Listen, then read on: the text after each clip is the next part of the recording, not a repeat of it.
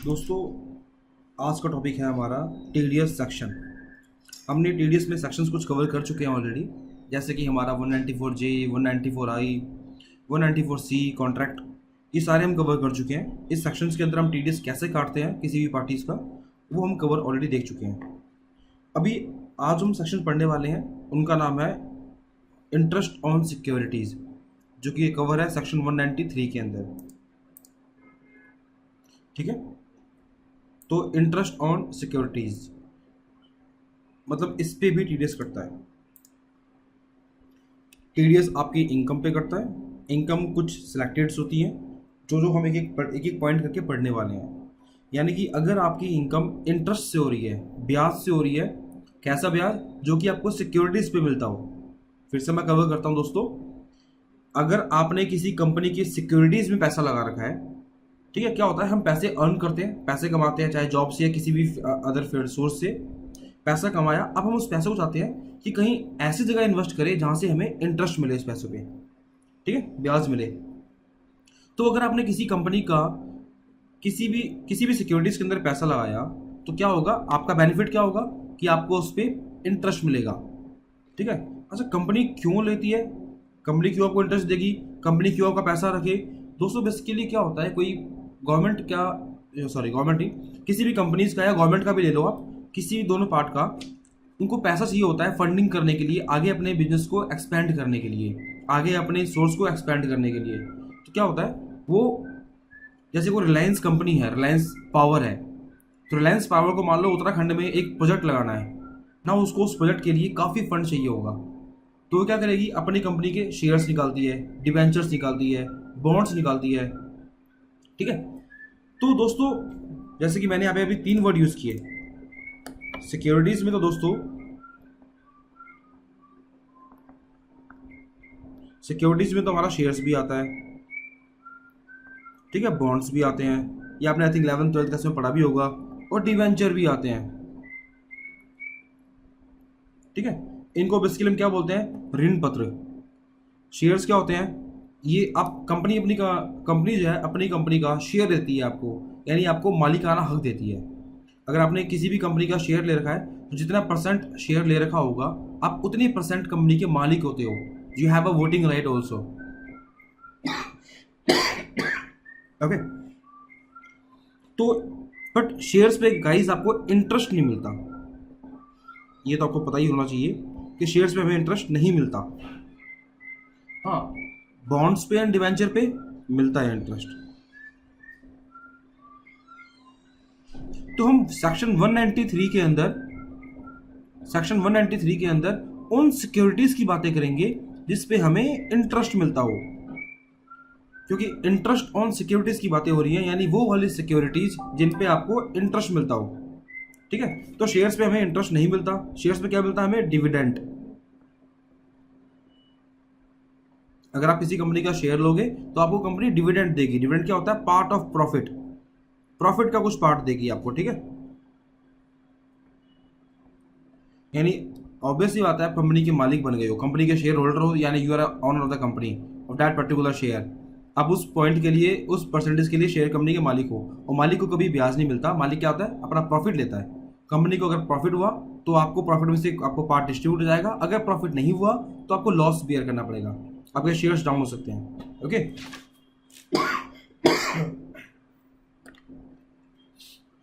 अच्छा, शेयर्स होते हैं हमारे हाईली रिस्की होते हैं, काफ़ी रिस्की भी होते हैं। यार कंपनी के शेयर्स बढ़ेंगे या नहीं बढ़ेंगे, ठीक है, कंपनी के शेयर्स बढ़े तो ठीक है, अगर ना बढ़े तो लॉस। तो हर पर्सन शेयर्स में पैसा नहीं लगाता। ठीक है, तो वो बॉन्ड्स एंड डिवेंचर भी होते हैं, ये जो काफ़ी सिक्योर माने जाते हैं।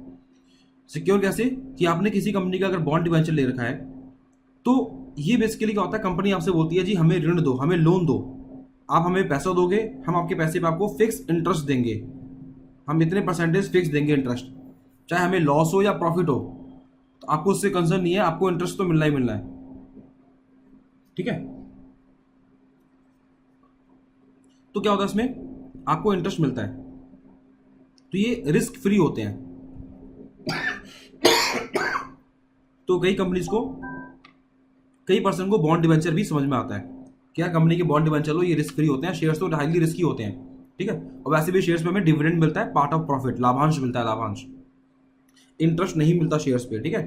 तो हम सेक्शन 193 के अंदर उनकी बातें करेंगे जिन पे हमें इंटरेस्ट मिलता है, जैसे कि बॉन्ड एंड डिवेंचर, ओके। तो दोस्तों क्या होता है, अगर आपने किसी कंपनी का बॉन्ड डिवेंचर ले रखा है, ठीक है, तो देखिए यहाँ पे सबसे पहले तो एक बात समझना है यहाँ पे कि अगर आपने किसी कंपनी का डिवेंचर लिया है, कंपनी का डिवेंचर लिया है,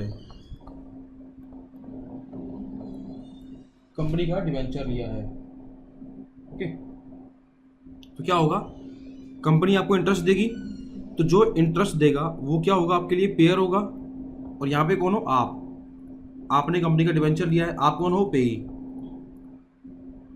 और पेई क्या होना चाहिए, पेई मस्ट बी इंडिविजुअल,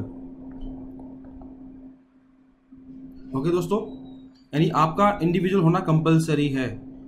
इसके अलावा कोई और वे तो क्या होगा भी समझाऊंगा मैं आपको। तो अगर किसी पर्सन ने, किसी रेजिडेंट इंडिविजुअल ने किसी कंपनी का डिवेंचर ले रखा है, तो उसको कंपनी क्या पे करेगी, इंटरेस्ट पे करेगी, ठीक है। तो अगर वो कंपनी उसको इंटरेस्ट पे करती है 1 साल के अंदर 5,000 रुपये से ऊपर, तो उस पर वो टीडीएस काटेगी 10%।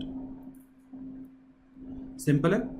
यहाँ पे 2 बातें जो मेन है वो याद रखना, एक तो कंपनी, दूसरा यहाँ पे इंडिविजुअल होना कंपलसरी है। अगर ये पेयर टूटा तो क्या होगा, सपोज करो और पेयर भी होते हैं, किसी और कंपनी ने किसी और कंपनी का डिवेंचर ले लिया, एक एचयूएफ ने किसी कंपनी का डिवेंचर ले लिया, ठीक है, एक नॉन रेजिडेंट ने जो कि इंडिया का नहीं है, बाहर का है, उसने कंपनी का डिवेंचर ले लिया, तो गाइस कंपनी इसको भी इंटरेस्ट देगी, इसको भी इंटरेस्ट देगी, इसको भी इंटरेस्ट देगी। यहाँ बातें हम कर रहे हैं टीडीएस की पॉइंट ऑफ व्यू से, ठीक है। क्या टीडीएस सब पे काटेंगे, ओके। यहाँ बात होती है, कंपनी अगर किसी फॉरेनर को देती है, नॉन रेजिडेंट को देती है टीडीएस, इंटरेस्ट सॉरी, तो क्या टीडीएस कटेगा, टीडीएस तो कटेगा, बट वो सेक्शन 193 के अंदर कवर नहीं होता, ठीक है। अगर हम फॉरेनर को कोई पैसा पे करते हैं तो वो इंटरेस्ट इस सेक्शन में कवर नहीं होता। यहाँ पे बातें हो रही हैं सिर्फ रेजिडेंट की, इंडियन की, ठीक है। अच्छा सर, कोई इंडियन कंपनी है, अगर उसने किसी कंपनी का शेयर डिवेंचर ले लिया तो क्या होगा, तो ठीक है टीडीएस तो कटेगा, बट कैसे कटेगा, अगर उसने 1 रुपये का भी इंटरेस्ट दिया तो पूरे पे टीडीएस कट जाएगा। यानी यहाँ पे लिमिट कुछ नहीं है। अगर आप कंपनी हो और लेने वाला इंडिविजुअल है, यानी कंपनी अगर जिसको इंटरेस्ट पे कर रही है वो इंडिविजुअल है, तो लिमिट है 5,000 रुपये की, यानी कि 5,000 तक टीडीएस नहीं कटेगा। इसके अलावा कंपनी दे रही है इंटरेस्ट कंपनी को, कंपनी दे रही है इंटरेस्ट एचयूएफ को, तो आपका इंटरेस्ट कोई लिमिट नहीं है। अगर आप उसको 10 रुपये भी दे रहे हो, 100 रुपये भी दे रहे हो, टीडीएस पूरे पे कटेगा एट द रेट ऑफ 10%। अगर कंपनी दे रही है किसी फॉरेनर को, नॉन रेजिडेंट को, तो इसका सेक्शन अलग होता है, सेक्शन 195 में कवर सीखेंगे इसको। अगर हम किसी फॉरेनर को पेमेंट करते हैं तो टीडीएस कैसे काटते हैं, टीडीएस कटता है, ये बचते नहीं है, ओके, बट इनका इस सेक्शन में नहीं करता, 193 के अकॉर्डिंग नहीं करता, ओके। तो यहां हमने कुछ बातें करी। सबसे पहले क्या, सेक्शन 193 क्या बोलता है, वो TDS on interest on securities, यानी सिक्योरिटीज पे अगर आपको इंटरेस्ट मिल रहा है तो आपके टीडीएस कटेगा। कौन काटेगा, टीडीएस वो काटेगा जो आपको इंटरेस्ट पे कर रहा है। इंटरेस्ट पे कौन करेगा, कंपनी जिसका आप डिवेंचर लोगे, ठीक है। आपने इस कंपनी को पैसे दिए, रखो सर पैसे, हमें इंटरेस्ट पे करना, तो कंपनी अगर आपको इंटरेस्ट पे कर रही है और आप लेने वाले हो इंडिविजुअल, अगर आप इंडिविजुअल हो, जिसने इंटरेस्ट डिवेंचर लिया वो इंडिविजुअल है, तो आपकी लिमिट है 5,000 रुपये की। अगर आप 5,000 से ऊपर आपको इंटरेस्ट मिल रहा है तो आपका टीडीएस कट के मिलेगा कितना, 10%, ठीक है। और टीडीएस कटेगा तो पूरे अमाउंट पे कटेगा। सपोज आपको 6,000 रुपये इंटरेस्ट दे दिया कंपनी, तो पूरे 6,000 रुपये टीडीएस काटेगी। ये नहीं कि 6,000 में से 5,000 माइनस कर दिया फिर टीडीएस काट दिया, ऐसा नहीं होता, ठीक है दोस्तों। अच्छा गाइस, यहाँ पे कुछ बातें और भी है जो याद रखना, जैसे कुछ सिक्योरिटीज हमारी माफ होती हैं, कुछ सिक्योरिटी जैसे कि जो भी सिक्योरिटीज हमारी नोटिफाई होती है सेंट्रल गवर्नमेंट के थ्रू, वो ऑलमोस्ट माफी होती है। जैसे आपकी गवर्नमेंट सिक्योरिटीज होती है, 8% टैक्सेबल बॉन्ड्स होते हैं हमारे, वो माफ होते हैं, एग्जेम्प्ट होते हैं, ठीक है। आप अगर देख सकते हो उसको, जो भी सिक्योरिटीज हमारी अंडर सेक्शन 10 क्लॉज 15 के अंदर होगा, वो सारा हमारा माफ होता है, एग्जेम्प्ट होता है। एग्जेम्प्ट मीन्स माफ होता है, टैक्स से छूट होती है, ठीक है।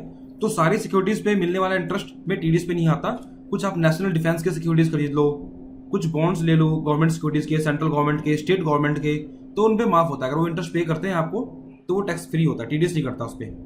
ठीक है, हम टीडीएस की बात कर रहे हैं यहाँ पे।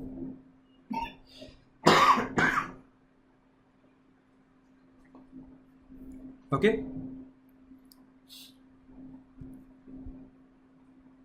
तो दो बातें याद रखना। अगर कंपनी पे कर रही है इंटरेस्ट इंडिविजुअल को तो 5,000 रुपए से अगर ऊपर करेगी तो टीडीएस काटेगी। इसके अलावा कंपनी अगर किसी को भी इंटरेस्ट दे रही है, चाहे कंपनी को दे, कंपनी एचयूएफ को दे, ठीक है, तो टीडीएस पूरे पे काट देगी, कोई लिमिट नहीं है इसमें। कंपनी फॉर्म में पे करेगी तो सेक्शन यहाँ पे कवर नहीं होता। ठीक है, तो एक बार देखते हैं सेक्शन यहाँ पे इसके थ्रू। ये देखिए, अगर आपकी कोई सिक्योरिटीज है, चाहे वो सेंट्रल गवर्नमेंट की हो, स्टेट गवर्नमेंट की हो, तो वो माफ होती है। ठीक है, no tax shall be deducted, tax नहीं कटेगा, टीडीएस नहीं कटेगा अगर सिक्योरिटीज आपकी सीजी या एसजी की है।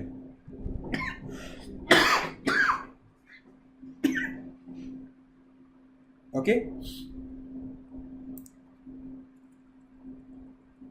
इस पॉइंट को ऐसा हटाते हैं। इसके अलावा अगर आप रेजिडेंट इंडिविजुअल हो और आपने किसी कंपनी का डिवेंचर लिया है जो कि पब्लिक कंपनी में इंटरेस्ट रखती है, पब्लिक सब्सटेंशियली इंटरेस्टेड है इसमें, यानी पब्लिक कंपनी है जो बेसिकली, और वो आपको अगर आप पे कर रही है, अकाउंट पे ही चेक से पे कर रही है, 5,000 से कम पे कर रही है या 5,000 तक पे कर रही है, तो आपका टीडीएस नहीं कटेगा। ये बातें हमने ऑलरेडी कर ली है। दो बातें याद रखना है आपको, सेंट्रल गवर्नमेंट, स्टेट गवर्नमेंट के डिवेंचर्स पे टीडीएस नहीं कटता। गवर्नमेंट बेसिकली छूट देती है कि आप हमारे पास पैसा इकट्ठा कराओ, हम जो आपको इंटरेस्ट पे करेंगे, इस पर टीडीएस नहीं काटेंगे। ठीक है, क्योंकि गवर्नमेंट को भी फंड की जरूरत पड़ती है, कई बार मोस्ट ऑफ केस में पड़ती रहती है। तो और दूसरा क्या पॉइंट है, पहला पॉइंट क्लियर हो गया। दूसरा पॉइंट देखो कि अगर आप इंडिविजुअल रेजिडेंट हो, आपने डिवेंचर लिया किसी पब्लिक कंपनी का, वो अगर आपको पे करती है इंटरेस्ट अकाउंट पे ही चेक के थ्रू, जो कि 5,000 से कम होता है, तो वो आपका टीडीएस नहीं कटेगा, इससे ऊपर में पूरा कट जाएगा। इसके अलावा कोई भी कॉम्बिनेशन बनाओ आप, कंपनी पे कर रही है कंपनी को, कंपनी पे कर रही है एचएफ को, टीडीएस काट देगी वो। ठीक है, पूरे पे कटता है टीडीएस। तो this is about the section 193 interest on securities. Okay दोस्तों, होप आपको चीजें क्लियर हो गई होंगी इसमें। अभी जो हम सेक्शन करेंगे वो है हमारा सेक्शन 194A। ठीक है, 194A। अब ये समझो ये क्या होता है, interest other than interest on securities. Okay, section 194A क्या बोलता है, interest other than interest on securities. देखो यार, क्या हमें इंटरेस्ट जो है वो खाली सिक्योरिटीज से मिलता है? नहीं, ऐसा भी नहीं है। हमें इंटरेस्ट सिक्योरिटीज के अलावा भी मिलता है, यानी बॉन्ड्स डिबेंचर के अलावा भी तो आपको इंटरेस्ट मिलता है। जैसे बैंक में आपका सेविंग अकाउंट हो, एफडी हो, आरडी हो, ठीक है, इसके अलावा भी इंटरेस्ट बहुत जगह से होती है हमारे पास। आपने किसी कोऑपरेटिव सोसाइटी के अंदर अकाउंट खुलवा लिया, वहां से इंटरेस्ट मिलेगा आपको। ठीक है, तो सेक्शन हमारा कौन सा है, अब सेक्शन करने वाले हैं 194A। ये क्या बोलता है, interest other than interest on securities, यानी वो वाला इंटरेस्ट नहीं जो कि हमें सिक्योरिटीज पे मिलता है, उसके अलावा मिलने वाला इंटरेस्ट। सिक्योरिटीज पे मिलने वाला इंटरेस्ट हमारा कहां कवर होता है, सेक्शन 193 के अंदर। सिक्योरिटीज मतलब बॉन्ड्स एंड डिबेंचर। ठीक है, तो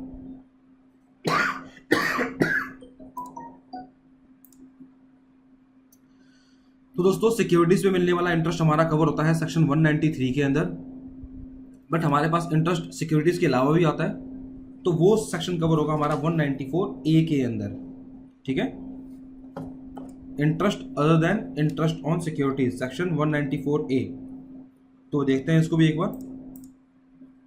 देखिए, तो अगर any person who is paying to a resident any interest other than interest on securities shall at the time of payment shall deduct 10%। मतलब अगर आप किसी को इंटरेस्ट पे करोगे इंटरेस्ट ऑन सिक्योरिटीज के अलावा, तो आप टीडीएस काटोगे 10%। ठीक है, अगर वो लिमिट 10,000 से ऊपर हो या 5,000 से ऊपर हो। अभी 10,000 5,000 का चक्कर समझ लो, यहाँ पे क्या होता है। देखो दोस्तों, अगर आपको इंटरेस्ट मिल रहा है, इंटरेस्ट ऑन सिक्योरिटीज के अलावा, ठीक है,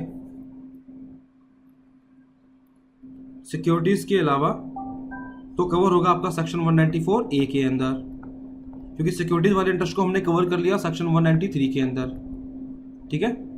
अब ये अदर देन वाला आ गया कि सिक्योरिटीज के अलावा मिलने वाला इंटरेस्ट सेक्शन 194A के अंदर आएगा। टीडीएस कटेगा कितने परसेंट? 10%। अगर आपको इंटरेस्ट मिल रहा है, अगर आपको इंटरेस्ट मिल रहा है सिक्योरिटीज के अलावा, तो 10% टीडीएस कटेगा, बट लिमिट है 5,000 से ऊपर होना चाहिए इंटरेस्ट, ठीक है। अगर आपको ब्याज मिल रहा है, इंटरेस्ट मिल रहा है 5,000 से ऊपर, तो आपका टीडीएस कटेगा 10%। बट अगर वो इंटरेस्ट देने वाला पर्सन आपका बैंक हो, पोस्ट ऑफिस हो, ठीक है, तो लिमिट गवर्नमेंट ने इंक्रीज कर दी, 10,000 कर दी है, कटेगा मगर सेम 10%। तो दो बातें समझो, अगर आपको बैंक इंटरेस्ट दे रहा है, पोस्ट ऑफिस इंटरेस्ट देगा, 10,000 से ऊपर देगा तो टीडीएस कटेगा 10%। इसके अलावा कोई भी इंटरेस्ट दे आपको 5,000 से ऊपर, तो टीडीएस कटना फिक्स है 10%। ओके दोस्तों, तो यही दो बात लिखी है यहाँ पे कि 10,000 where the payer is bank, यानी टीडीएस जो देने वाला है अगर वो बैंक है या फिर कोऑपरेटिव बैंक है या फिर पोस्ट ऑफिस है, अगर ये पर्सन आपको इंटरेस्ट दे रहे हैं, ठीक है, तो 10,000 से ऊपर देंगे तो टीडीएस काटेंगे। नंबर 2, इसके अलावा कोई भी आपको इंटरेस्ट पे करे तो वो 5,000 से ऊपर देते ही टीडीएस काटेगा आपका। नॉन बैंकिंग सेक्टर बेसिकली, ठीक है, जो कि बैंक से नहीं होते, नॉन बैंकिंग सेक्टर होते हैं। यानी इंटरेस्ट की बातें हो रही हैं, अगर आपको इंटरेस्ट मिल रहा है या कोई आपको इंटरेस्ट दे रहा है 10,000 से ऊपर, बैंक, कोऑपरेटिव बैंक या पोस्ट ऑफिस, तो टीडीएस कटेगा। इसके अलावा 5,000 से ऊपर कहीं मिलेगा, कहीं से मिलेगा आपको, तो टीडीएस कटेगा। रेट दोनों केस में गाइस सेम है, 10%। कुछ बातें हैं जो कि सेक्शन में काफी रेलिवेंट रखते हैं, दम रखते हैं, वो समझते हैं क्या। सबसे पहला देखो कि आज से पहले आरडी इस सेक्शन में कवर नहीं था, यानी आरडी पे मिलने वाला इंटरेस्ट पे टीडीएस नहीं करता था। आप आई थिंक समझते होंगे, एफडी मतलब फिक्स्ड डिपॉजिट, आरडी मतलब रैकरिंग डिपॉजिट, ठीक है। यानी कि क्या होता है, हम हर महीने कुछ अमाउंट जमा करते हैं, उस पर हमें इंटरेस्ट मिलता है बैंक के थ्रू, ठीक है। तो क्या होता है कि TDS on interest on recurring deposit, RD, इस पे मिलने वाले इंटरेस्ट को भी अब गवर्नमेंट ने इसी सेक्शन में कवर कर लिया 194A के अंदर। यानी अगर आपको आरडी पे भी इंटरेस्ट मिल रहा है, अगर बैंक देगी 10,000 से ऊपर देगी तो टीडीएस काट के देगी। बैंक के अलावा कोई भी आपने कहीं और आरडी खुलवा लिया अपना, तो अगर 5,000 से ऊपर आपको इंटरेस्ट मिल रहा है तो टीडीएस कटेगा,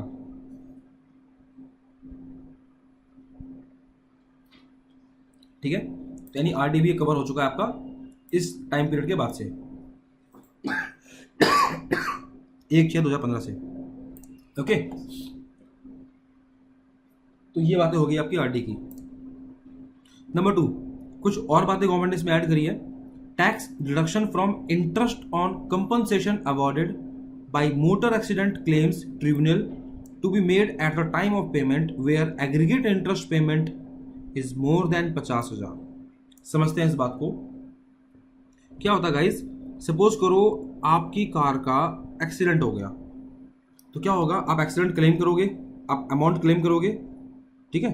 तो कई बार क्लेम में क्या होता है कि इशू आते हैं कि हम ये क्लेम इतना नहीं देंगे आपको, इतने परसेंट ही क्लेम पे करेंगे, ठीक है। तो आप क्या करते हो, एक हमारे मोटर एक्सीडेंट क्लेम ट्रिब्यूनल होते हैं, ये हमारे क्लेम के सेटलमेंट करवाते हैं, मोटर एक्सीडेंट क्लेम ट्रिब्यूनल्स, ठीक है। ये क्या करते हैं, आपके क्लेम के एक्सीडेंट क्लेम को क्लियर करवाते हैं, ठीक है। क्लेम वाले केस देखते हैं, तो इन्होंने क्या देखा कि सर आपको क्लेम मिलना चाहिए, इन्होंने आपको अमाउंट दिलवा दिया, मान लो कि 2 लाख रुपए दिलवा दिया, और इन्होंने ये भी चेक किया कि यार ये अमाउंट आपको काफ़ी डिले मिला है, ड्यू टू द इस आपके इशूज, लॉ के इशू के चक्कर में आपको अमाउंट डिले मिला है, तो ये आपको उस पर इंटरेस्ट भी दिलवाएंगे कि आपको इंटरेस्ट भी मिलेगा, आपको डिले हुआ है पेमेंट में। तो अगर वो इंटरेस्ट आपको 50,000 से ऊपर मिल रहा है तो टीडीएस कटेगा, ठीक है। यहाँ बात समझना, उतना रेलिवेंट है नहीं पॉइंट इतना अपने प्रैक्टिकल लाइफ की अगर बात करें कंपनी के अंदर तो, बट तब भी सेक्शंस है तो हम देखना पड़ेगा, ठीक है। अगर आपको कंपनसेशन अवार्ड मिल रहा है by the motor accident claim tribunal, ये वर्ड याद रखना, और उसमें अगर आपको इंटरेस्ट मिल रहा है 50,000 से ऊपर, मैं यहाँ पे कंपनसेशन अमाउंट की बात नहीं कर रहा, याद रखना, कंपनसेशन अमाउंट चाहे 50 लाख भी हो, उससे फर्क नहीं पड़ता, बट उस पर मिलने वाले इंटरेस्ट पे, यानी गवर्नमेंट बोल रही है कि जी 2 लाख पे आपको ये मिलना चाहिए, साथ में 70,000 पे आपको इंटरेस्ट भी मिलना चाहिए डिले पेमेंट की वजह से।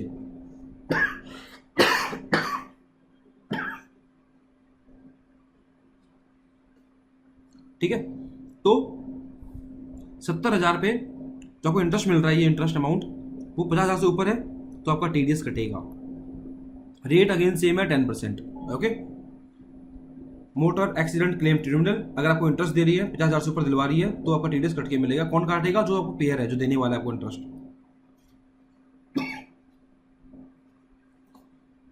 इसके अलावा देखते हैं, हमने 2 पार्ट क्लियर कर लिए, दिस एंड दिस। अच्छा, एक आया है CBS, threshold limit for non deduction of tax to be record with, मतलब रेफरेंस होता है इसका, reference to the aggregate interest credit और paid by all branch of a bank, cooperative, public bank, company has allotted, जो भी है। देखो इसको यार, इसको बिल्कुल सिंपल तरीके से समझते हैं एक बार। क्या होता है कि मान लो एक बैंक है हमारा आईसीआईसीआई बैंक, ठीक है, इसके आपको रूल पता है कि जी अगर मैंने एफडी करवाई किसी बैंक के अंदर और वो उस पर इंटरेस्ट 10,000 से ऊपर हो जाएगा तो मेरा टीडीएस कट जाएगा 10%। ठीक है, मान लो आपको 10 लाख की एफडी करवानी है, एक नॉर्मल सा परसेंटेज लेते हैं 9%, तो क्या हो गया, इंटरेस्ट जो मिलेगा वो 10,000 से ऊपर हो गया काफी। तो आपने आईसीआईसीआई के 5-6 ब्रांच में अपना एफडी खुलवा दिया। ठीक है, आपने आईसीआईसीआई बैंक के 5-6 ब्रांच में अपना एफडी खुलवा दिया, 1 लाख यहाँ पे, 1 लाख यहाँ पे, 1 लाख यहाँ पे, 1 लाख यहाँ पे। अब क्या होगा जी, एक जो इस पे यहाँ पे इंटरेस्ट मिलेगा वो होगा हमारा 9,000 रुपये, 1 लाख का 9%, 9 लाख रुपए, इस पे भी 9,000 रुपये। तो क्या हो गया, हर जगह इंटरेस्ट तो मिल रहा है आपको हर ब्रांच से, बट वो 10,000 से कम है, तो कोई भी ब्रांच आपका टीडीएस नहीं काटती थी। ठीक है, बट अब एक रूल आ गया है, गवर्नमेंट ने बोल दिया अगर बैंक में सीबीएस सिस्टम है, ठीक है, उसका मतलब क्या होता है, कोर बैंकिंग सिस्टम, यानी सेंट्रलाइज बैंकिंग सिस्टम बोल सकते हो, बट टेक्निकल वर्ड में कोर बैंकिंग सिस्टम होता है, जिससे क्या होता है कि आईसीआईसीआई बैंक के सारे ब्रांच आपस में इंटीग्रेटेड होते हैं। आप आईसीआईसीआई बैंक के किसी भी ब्रांच में जाओ, अपना अकाउंट नंबर दो, तो उसके थ्रू क्या होगा, आपको कहीं से बैलेंस पता लग जाएगा, अमाउंट जमा कर सकते हो, अमाउंट निकाल भी सकते हो। ठीक है, अगर बैंक के अंदर सीबीएस सिस्टम है, ऑलमोस्ट सब बैंक में होता ही है, तो एफडी पे मिलने वाले इंटरेस्ट को ये बैंक हर ब्रांच से ऐड कर देगी आपका। ठीक है, इसको फिर से समझते हैं। आपने अगर एक ही ब्रांच के, एक ही बैंक के कई सारे ब्रांच में एफडी खोल ली, ठीक है, तो वो सारे इंटरेस्ट ऐड होंगे, सेम बैंक होना चाहिए, याद रखना, सेम बैंक। ठीक है, अभी तक कोई सिस्टम ऐसा आया नहीं है। आप क्या करो, एक खोल लो एसबीआई के अंदर, एचडीएफसी बैंक के अंदर, एक आईसीआईसीआई बैंक के अंदर, एक कैनरा बैंक के अंदर, तो यहां से इंटरेस्ट आप ऐसा कर सकते हो, ये ऐड नहीं होते गाइस, याद रखना। अभी तो कोई भी सिस्टम ऐसा नहीं है कि सारे बैंकों को आपस में ऐड करके उनका इंटरेस्ट चेक किया जाए। ठीक है, तो ये अभी भी सेफ है हमारा साइड, अगर किसी को फंडिंग करनी भी उस तरीके से कर सकता है, इंटरेस्ट नहीं कटेगा टीडीएस पे, टीडीएस नहीं कटेगा, ठीक है, इंटरेस्ट पे। बट अगर आपने एक ही बैंक के कई सारे ब्रांच में अकाउंट खुलवा लिया, ठीक है, तो क्या होगा, आपको पता होगा बैंकों के अंदर 4 तरह के अकाउंट होते हैं, FD, RD, current account, saving account. अगर आपका सेविंग अकाउंट नहीं भी है तब भी आप एफडी अकाउंट खुलवा सकते हो। बैंक वैसे प्रेफर नहीं करता, बट तब भी रूल्स है खुलवाने के। ठीक है, बैंक चाहता है कि सेविंग अकाउंट भी हमारे पास ही होना चाहिए। ओके गाइस, तो नंबर 1 पॉइंट क्या था कि अभी आपने एक ही बैंक के अंदर कई सारे ब्रांच में एफडी खुलवा दी, तो सभी एफडी को हम एग्रीगेट करेंगे, टोटल करेंगे उनके इंटरेस्ट को, कि जो हर एक बैंक से एफडी पे हमें इंटरेस्ट मिल रहा है वो कितना होगा, सबको एक्यूमुलेट करोगे, एग्रीगेट करके यानी ऐड करके, फिर देखोगे कि 10,000 से ऊपर है या नहीं। अगर है तो टीडीएस कटेगा 10%, फिक्स है। ठीक है,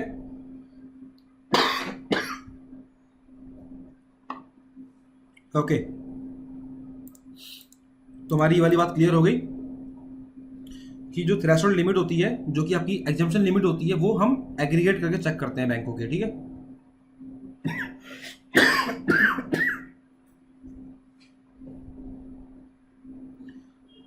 okay, now cooperative banks to deduct tax at source of interest और time deposit credit paid to its member. क्या होता है, कोऑपरेटिव बैंक्स क्या होते हैं बेसिकली दोस्तों, 10-20 लोग मिलके एक बैंक अकाउंट खोल लेते हैं अपना, लाइक ABC बैंक, ओके, और बोलते हैं जी हम सारे मेंबर्स हैं आपस में, हम सारे यहाँ पे सेविंग करेंगे और किसी को लोन की जरूरत होगी तो उनको हम लोन प्रोवाइड करेंगे और फिर उनसे इंटरेस्ट लेंगे। इस तरीके से हम वर्क करेंगे, हमारा कोऑपरेटिव बैंक है ये।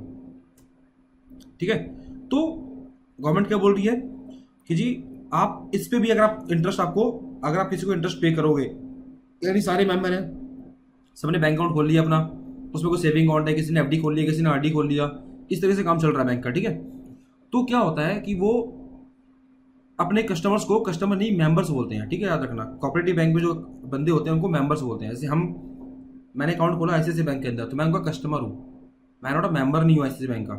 बट कोऑपरेटिव बैंक में अगर आप अकाउंट खोलाते हो तो आप उसके मेंबर बन जाते हो। तो कोऑपरेटिव बैंक वाले भी अगर आपको इंटरेस्ट पे करेंगे, उस अमाउंट से 10,000 से ऊपर पे करेंगे तो TDS काटेंगे। तो कोऑपरेटिव बैंक वालों ने इशू उठाया कि सर वो तो हमारे मेंबर्स है, कस्टमर नहीं है। तो गवर्नमेंट ने बोल दिया मेंबर हो या कस्टमर, TDS काटना कंपलसरी अगर आप पे करोगे 10,000 से ऊपर तो।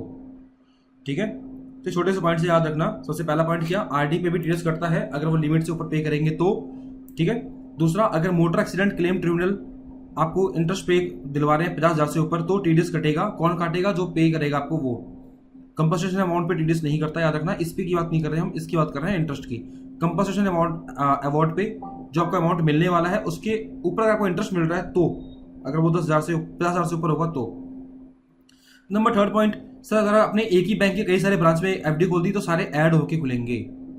ऐड होके आपको चेक किया जाएगा कि 10,000 से ऊपर है कि कम है। साथ में कोऑपरेटिव बैंक भी अगर अपने मेंबर्स को कुछ पे कर रही है इंटरेस्ट, वो एक लिमिट से ऊपर पे करेगी तो TDS काट के करेगी। ठीक है दोस्तों, तो ये हमारा सेक्शन है 194A। ठीक है, अच्छा इसमें कई सारी बातें, कई सारे डाउट्स भी आते हैं मेरे पास कि सर इंटरेस्ट अगर हम पे करेंगे 10,000 से ऊपर तो TDS काट के करेंगे। सर सपोज करो मैंने बैंक से एक लोन ले लिया, ठीक है, और मैं उस लोन पे इंटरेस्ट पे करूंगा बैंक वालों को। तो सपोज करो मिस्टर ए था, उसने बैंक से लोन लिया और वो बैंक को इंटरेस्ट पे करने जा रहा है 30,000 पे, तो क्या वो TDS काटेगा बैंक का? आपने कोई गवर्नमेंट से लोन ले लिया, आप गवर्नमेंट को इंटरेस्ट पे करने जा रहे हो 10,000 से ऊपर, तो क्या TDS काटोगे? तो गाइस क्या होता है, गवर्नमेंट ने कि वही वाली बात है, हमारी बिल्ली हमी को मियाऊं। ठीक है, तो दोस्तों क्या होता है कि गवर्नमेंट चाहती है कि यार आप हमारा TDS कैसे काट सकते हो, हमें TDS काट के हमें जमा करोगे, फिर हमें सर्टिफिकेट दोगे। तो गवर्नमेंट ने कई जगह एक सेक्शन निकाल दिया है, सेक्शन 44AB, और आपको डिसअलाउ कर दिया है, आपके हाथ से पावर छीन ली है। किन पर्सन से? इंडिविजुअल से। इंडिविजुअल कौन होता है? Single person. ठीक है, इंडिविजुअल से। और क्या बोल दिया है, सेक्शन 44AB डाल दिया इसके अंदर, 44AB। ठीक है, अब ये सेक्शन 44AB क्या होता है, इसको हम अगले क्लास में देखने वाले हैं। सेक्शन 44AB में अभी लेके नहीं आ रहा, बट याद रखना कि अगर आप बैंक को इंटरेस्ट पे करोगे तो आप TDS नहीं काटोगे, अगर आप गवर्नमेंट को पे करोगे तो आप TDS नहीं काटोगे। ठीक है, क्योंकि इस सेक्शन के थ्रू गवर्नमेंट ने पावर आपसे छीन ली है। ठीक है, और भी समझ लो, अगर इंडिविजुअल पे करता है गवर्नमेंट को, बैंकों को, तो इंटरेस्ट आप TDS नहीं काट सकते, ये फिक्स रूल है। ठीक है, बाकी सेक्शन 44AB क्या होता है ये हम समझेंगे अगली वीडियोस में। फिलहाल आपका फोकस क्लियर हो गया होगा कि 193 क्या होता है, 194A क्या होता है। 193 कवर करता है इंटरेस्ट ऑन सिक्योरिटीज। सिक्योरिटीज पे अगर आपको इंटरेस्ट मिल रहा है एक लिमिट से ऊपर TDS कटेगा। सिक्योरिटीज के अलावा कहीं से आपको इंटरेस्ट मिल रहा है, चाहे बैंक से या अदर केस से, तो भी आपका TDS कटेगा, वो 194A के अंदर कवर होगा। ठीक है, मगर अगर आप बैंकों को या फिर गवर्नमेंट को इंटरेस्ट पे कर रहे हो, ठीक है, या गवर्नमेंट नोटिफाई डिपार्टमेंट को आप इंटरेस्ट पे कर रहे हो, तो आप TDS नहीं काटोगे। ठीक है, होप्स आपको लेक्चर क्लियर होंगे। कुछ भी डाउट्स हैं गाइज आपको तो आप कमेंट में डालो, मुझे मेल करो या व्हाट्सएप करो। Thanks for watching the videos.